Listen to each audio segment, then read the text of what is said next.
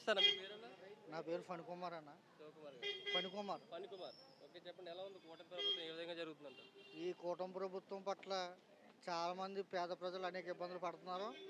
అలాగే రైతులు కూడా గతంలో చంద్రబాబు నాయుడు గారి హయాంలో ఎవరు నమ్మలేని పరిస్థితి రైతులు. గతంలో చాలామంది రైతులు కూడా ఆత్మహత్యలు చేసుకున్న పరిస్థితి. గతంలో వ్యవసాయం దండగన్న గొప్ప నాయకుడు ఎవరు ఉన్నారంటే ఇది నారా చంద్రబాబు నాయుడు గారు. అందుకనే గతంలో గద్దె దించి జగన్మోహన్ రెడ్డి గారు ఎక్కించిన తర్వాత రైతులు అనేక విధాలుగా రైతు రైతు భరోసా కానీ, అలాగే రైతుకి యూరియా బస్తాలు రైతు భరోసా కేంద్రం ఏర్పాటు చేసి యూరియా బస్తాలు ఎటువంటి లోటు లేకుండా రైతులకి ఏర్పాటు చేసిన ఘనత వైఎస్ జగన్మోహన్ రెడ్డి గారిది. గతంలో రైతులకు వ్యవసాయం దండగన్న చంద్రబాబు నాయుడు మళ్ళీ రాబోయే రోజుల్లో కూడా మళ్ళీ ఇంట్లోనే కూర్చోబెడతారు రైతులు. ఇది ఆషామాషి విషయం కాదని తెలియజేసుకుంటూ ఈ సందర్భంగా రైతుల పట్ల న్యాయం చేయాలని మనస్ఫూర్తిగా ఈ కోనసీమ ప్రజల తరపున, ఎందుకంటే ఎక్కువ ధాన్యం పండించేది రైతులు ఉండేది ఈ కోనసీమ ప్రజల్లోనే, చాలా ఇబ్బందులు పడేది కూడా ఈ కూటమి ప్రభుత్వం వల్ల ఈ కోనసీమ ప్రజలని తెలియజేసుకుంటున్నాం. యూరియా వస్తా ఉందని చెప్పేసి ప్రెస్ మీట్ కూడా పెడతా ఉన్నారు కదా చంద్రబాబు. యూరియా వస్తలేదు. ఈ కూటమి ప్రభుత్వ నాయకులు బ్లాక్లో అమ్ముకునే పరిస్థితి ఈవేళ ఏర్పడింది.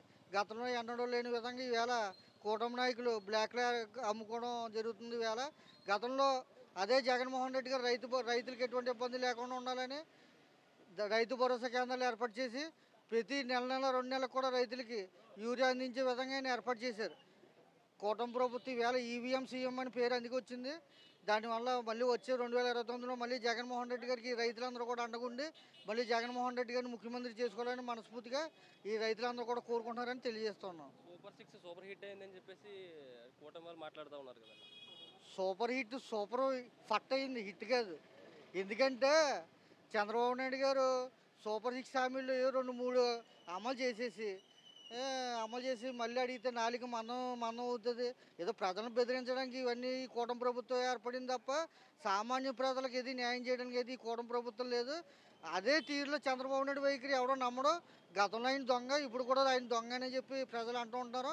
అది అందుకని చెప్పి 2029లో కూడా క్లీన్ స్వీప్ చేసే విధంగా వైఎస్ఆర్సీపీ ప్రభుత్వం ఏర్పడుతుందని చెప్పేసి మనస్ఫూర్తిగా కోరుకుంటున్నాను. 175 అని ఎగిరారు, 11కే పడిపోయారని చెప్పేసి టీడీపీ వాళ్ళు మాట్లాడుతున్నారు.